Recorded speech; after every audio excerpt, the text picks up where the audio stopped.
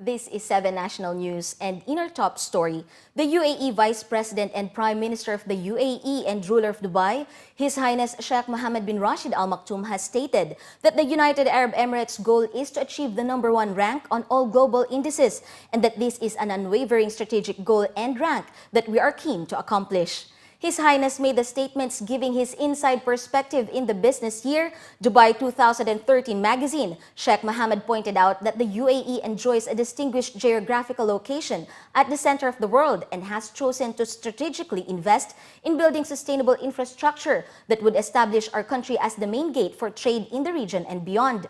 His Highness added that today we feel proud of our world-class and highly ranked sea and airports, which have strongly positioned the UAE as a main hub for trade and travel.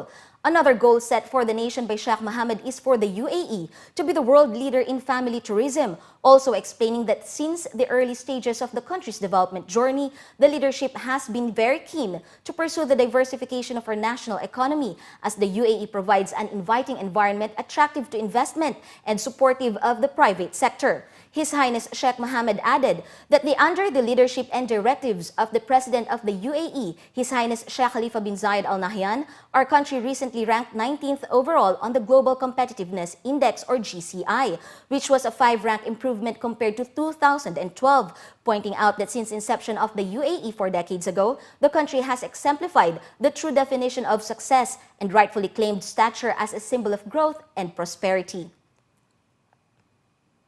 The official website of His Highness Sheikh Hamdan bin Mohammed bin Rashid Al Maktoum, Crown Prince of Dubai and Chairman of the Dubai Executive Council, was officially launched on Saturday. According to the news agency WAM, the website www.hamdan.ae was launched to commemorate the anniversary of Sheikh Hamdan's accession as the Crown Prince. The website is in both English and Arabic and reflects his continuing care to enhance communication with the UAE citizens and residents.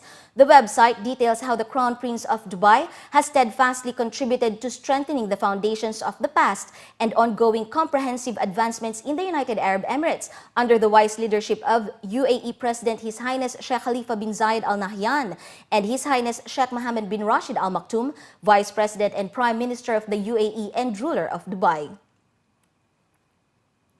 Additionally, the Hamdan bin Mohammed Heritage Center launched a new Al-Bayt TV program. The announcement came during a press conference where the representative stated that it is part of the center's efforts to promote the national heritage and cultural traditions through various forms of media.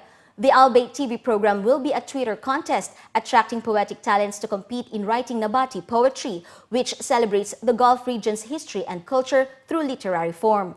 Renowned Nabati poets from the GCC will be part of the jury, who will assess the participants' poetic lines based on rhymes, style, as well as the quality. According to the organizers, the Bayt program is geared towards supporting the local poetic talent whilst motivating them for creativity and innovation.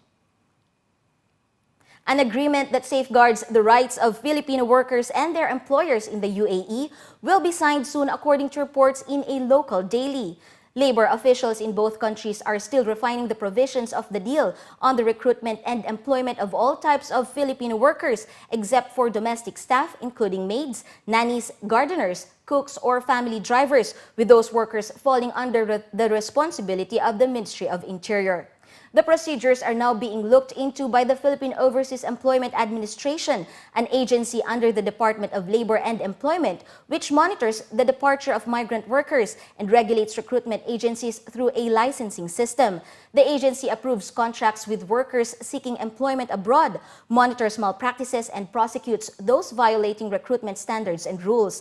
The deal will amend an old agreement signed in Manila in 2007. Some initiatives adopted by labor sending and receiving countries included enhancing the skills of workers, improving the recruitment process, ensuring a balance between labor supply and demand, and helping workers adapt to foreign employment.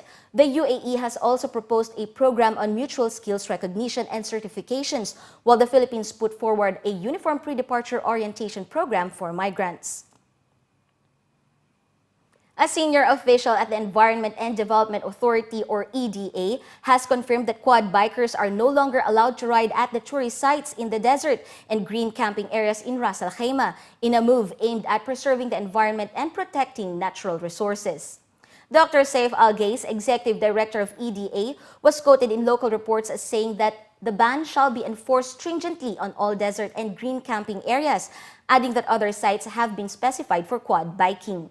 EDA has, in partnership with the RAC Department of Public Works and Services, the RAC Medical Zone, and the local and federal employees and students, launched an Emirate-wide campaign to develop awareness about the importance of preserving natural resources. The drive, under the theme "The Boer is Life and Responsibility," will boost loyalty, impart ideal values to students and young people, and positively involve them in significant environment activities, according to officials. The RAC police will deploy more traffic patrols at the areas to ensure compliance with the set rules. Colonel Ali Saeed, director of the RAC Traffic Police, said the motorbikes and quad bikes defying the ban will be impounded. As part of a 3-month nationwide campaign launched on January 1st, some 340 motorbikes have already been impounded. And members of the local Chinese community gathered at the Dubai International Academy this weekend to welcome the Year of the Horse as they celebrated the Chinese New Year with rhymes and songs. Children from various age groups belonging to the Dubai Chinese Learning Center, which is based at the school, took part in the theatrical and musical performances along with their peers to celebrate the new year. The Chinese decorations across the hall set the stage for a weekend full of joy and celebrations among the community, as parents witnessed their little ones perform various acts, including Snow White, as well as a number of songs to welcome the Year of the Horse, which according to traditions is said to bring wealth and prosperity. It was a great opportunity for the non-Chinese performers to show off their language skills in front of their parents as they showcased their musical talents. The activity certainly connected the communities together to mark one of the biggest days of Chinese culture, which usually has celebrations lasting for as long as 15 days.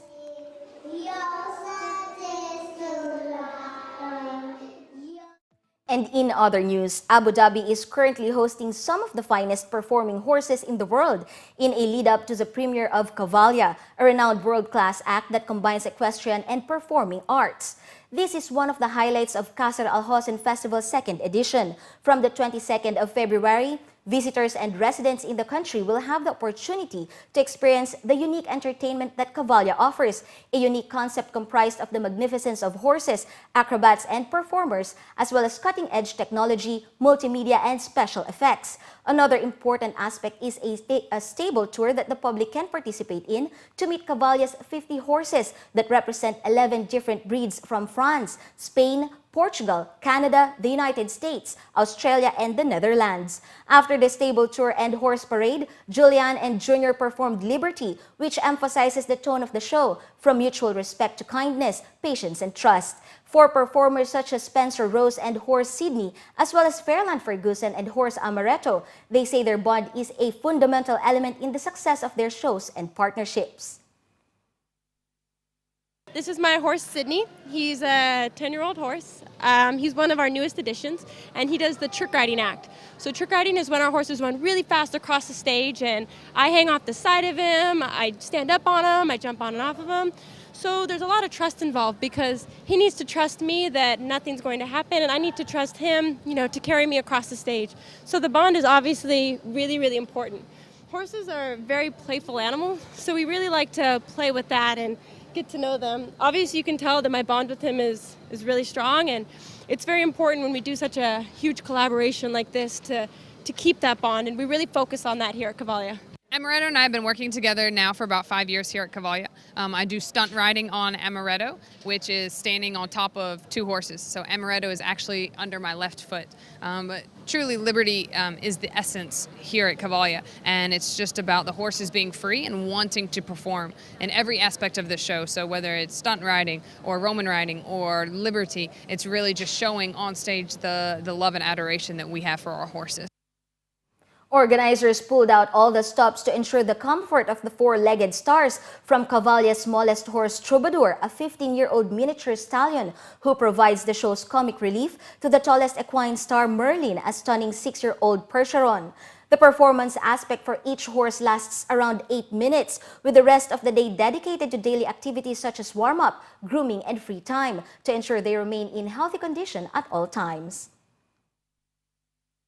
Well, the challenge is each time to get from one place to the other, but at the same time I have a fantastic team of grooms that work with us, and there's 20 of those people, and basically they know their job, they get in and do it, and it's basically just sort of overseeing that it happens. So To tell you the truth, it's not that hard. It's just teamwork and having a system. It was all built for us by Abu Dhabi. So when we would normally move as Cavalia, we would send our horses to between cities for a vacation, and we would pull down our site and then transport it, then rebuild it. So what was good for us is that this was already built for us, and so when we arrived it was easy. We just basically walk the horses into their stalls and they felt at home. It was great.